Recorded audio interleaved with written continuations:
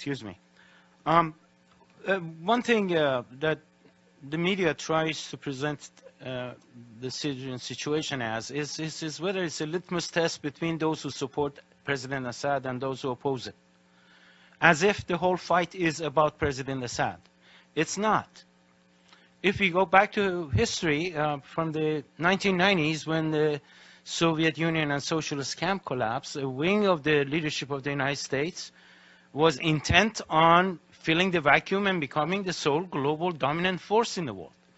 And they came up with a lot of well-established objectives. Among them, I'm sure people are familiar with the project for the new American century and the rebuilding of American defenses for 21st century that was published by them, that became the State Department official policy after Bush came to power, and all people from Project for the New American Century became cabinet members and international leaders of the U.S. policy.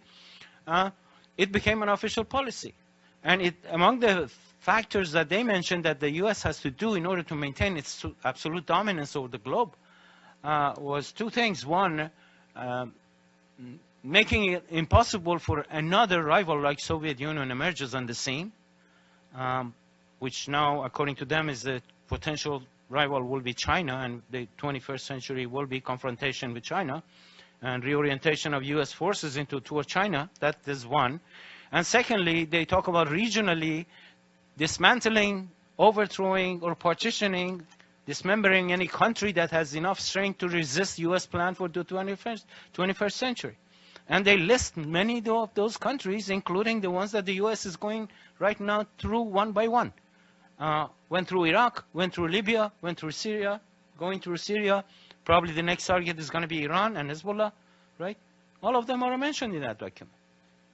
And although Obama presidency apparently did not include all those neocons, it is following the same policy, of course with a more internationalist view. Bush was very unilateralist in terms of implementation, so it was United States alone doing this and carrying the lead.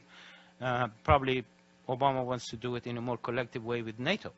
But the objective is still the same, and they're pursuing it. And let us not forget that the precondition for making such a thing happen and implementing this general policy requires total support of the media for demonization of the leaders that they want to bring down. And the media has played that role consistently from the beginning.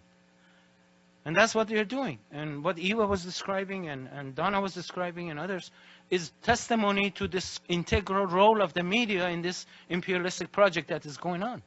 And there must be an end put to it. And this is what we are trying to do as an international organization that is trying to at least get the hands off Syria for now. But we have to continue on further on. And we are very happy, once again, I would like to repeat that Congresswoman Gabbard has introduced this bill that really puts this on the agenda of ending funding for all terrorist activities that are being supported by the United States. And we call upon the whole world peace movement to really support such a campaign. Eva, you want to add something?